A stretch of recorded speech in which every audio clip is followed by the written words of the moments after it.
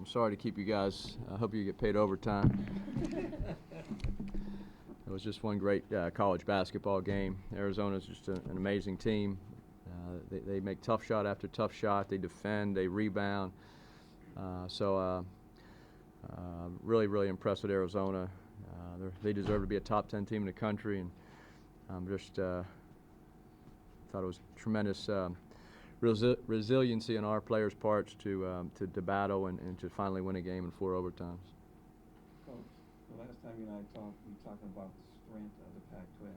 Is this a sign of what's to come throughout the Pac-12, but also for your team, these type of games that you guys feel they need to play to understand how to do small things to win games like these? Yeah, we did a lot of small things tonight, and we weren't Arizona's so good that even when we thought we had them stopped or we had a couple shots at the rim in those overtimes, they come out of nowhere and block a shot or get a deflection, and so we just kept playing every possession, and the little things I thought helped us win the game. I thought our defense was great down the stretch, especially to get 3 straight stops to end the game. Coach, what was the message going to the 4th overtime? I thought it was the 3rd overtime, so. So I looked up, I saw a 4. I said, "Are we in the 3rd or 4th?"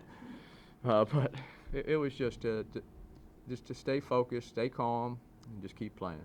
And you have to defend and rebound against this team. And that was our message. That was our pregame plan, and we kept the same plan in the overtimes. If you don't defend and rebound against Arizona, I mean, we had them stopped a couple times when we had a 2-point lead, and they got tip-ins. So finally, I put our staff made a suggestion we put Chimezie Metu in with Nicola because we needed a rim protector, and we thought he was quick enough to switch because they had Tolleson in and to switch to 1-4 ball screen and keep the guards in front of him. And Benny Bilray was getting really tired. I thought Nicola just played tremendous defense tonight and offense, but we felt with 2 6'11" guys in there, we had a better chance down the stretch. Coach, do you think that NC is going to get some recognition in the poll, duly recognized? Are you voting? No. We're not concerned about that. There are a lot of good teams in this league, and we're just going to focus on our next one. We have a long way to go. We have 14 more Pac-12 games. This was obviously a big win for us to beat a top 10 team in the country. So we just have to keep getting better and improve, and we're very short-minded, short-focused here. I don't know if that's a phrase or not, but we're not looking into the future. Is this a game you feel like 4 overtimes that this team could have won last year or the year before? Or is this game? Well, last year they beat us by 30, so. Yeah, we're a much better basketball team than last year. So a lot of the same players, but they've improved and they've grown up, and now we're a pretty good team. Not a great team yet, but we're a pretty good team. What kind of statement does this type of win mean for this program? It's a game that I was impressed with our competitiveness and our resiliency and just the effort. It's obviously a big win, but every game we've really focused on this league. Every game matters because it's a win or a loss, and when you play 18 of them at the end of the year, so this is a big win for us because number one, it's a win in the Pac-12. Number 2, it's against the top 10 team in the country, and number 3, it's how we won it with how much heart that we showed, and Arizona showed the same amount of resiliency and heart too. We were just fortunate to win by 2 at the end. So I thought it was a tremendous college basketball game, and I'm sure that hopefully the fans get their money's worth. Did you think fatigue was a factor at all, or not a factor? It was. Julian Jacobs on his ankle. I don't know if he could have played a 5th or 6th overtime. Benny Boatwright was exhausted, and that's why I was so impressed with.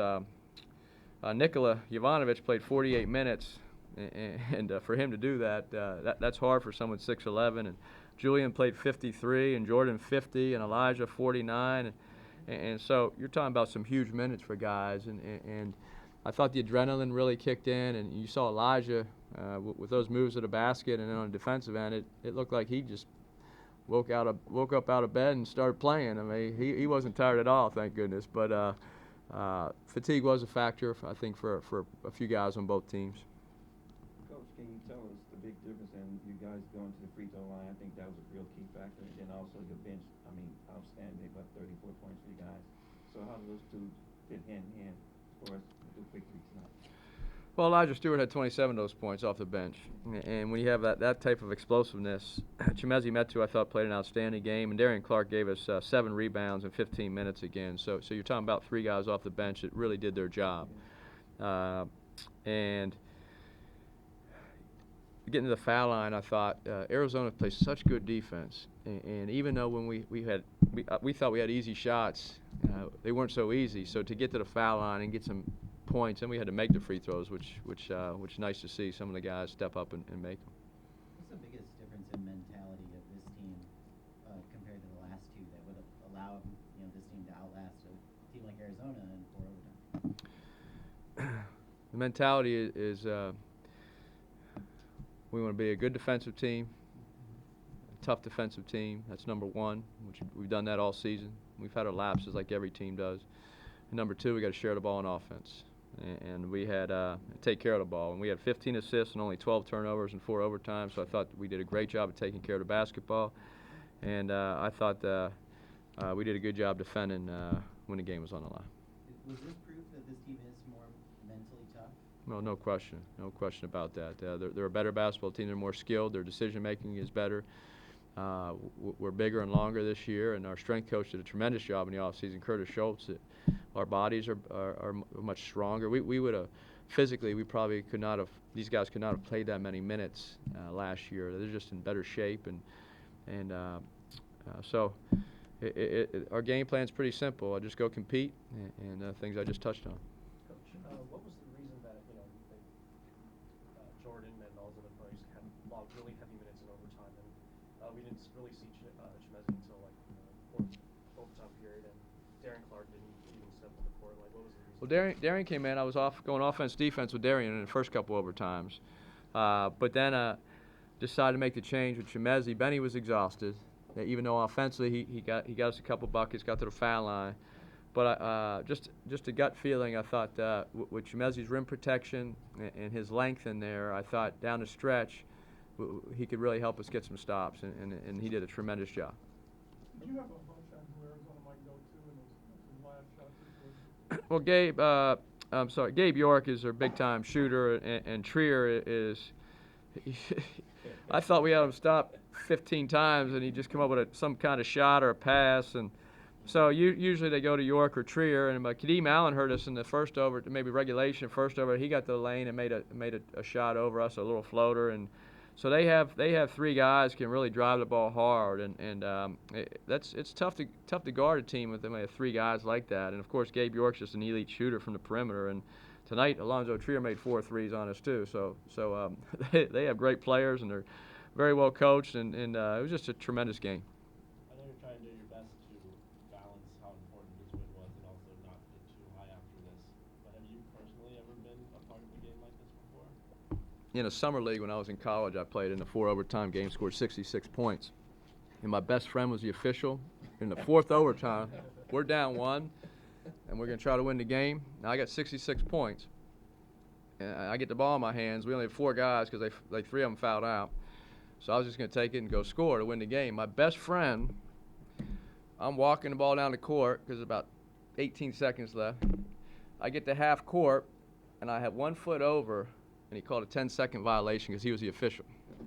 Called a 10-second violation on me. And we lost the game in 4 overtimes. So, yes, I have been a part of a 4 overtime game.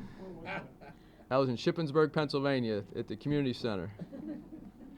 Brian Wassel, my best friend from high school, and he just happened to be he was trying to get some money from college. He was the official, one of the officials. He called a darn 10-second violation on his best friend in the 4th overtime. How about that? Still your best friend? Yes, he is. I'm trying to get Elijah going. You have to make an effort to get him going after he struggled in the last couple of games scoring-wise. He hadn't reached double digits in a few games, but obviously had a big night tonight.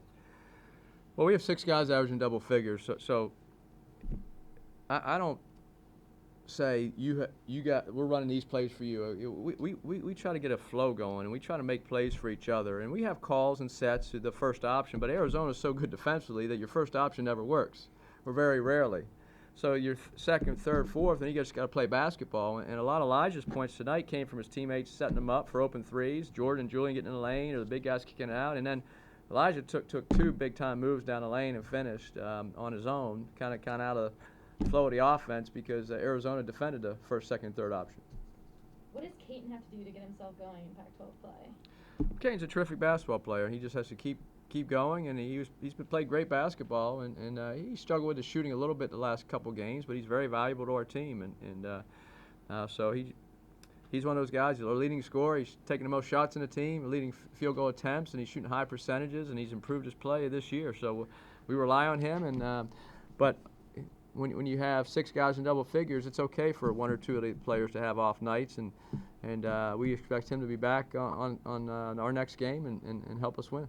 One more, Coach. How were you guys able to shut down Ryan Anderson? He came in averaging 15. You played a game and a half, and he only got 5. Oh, wow. I didn't even know that.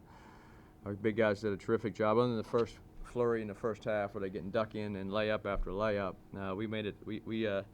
Our game plan was to double their big guys with our guard off one of their so-called non-shooters, but then they started making threes. And then we decided to guard them single coverage for a little bit. That wasn't working, so then we switched and we doubled big on big, and I thought that was very effective. Once we started doubling with our other big, and our guards would rotate down into the hole, I thought it hurt their bigs a little bit with, and they just weren't able to get clean looks. But he's a terrific player. I mean, we did a good job on him tonight, but he's a terrific player. Thank you. Yeah. All right. Thank you.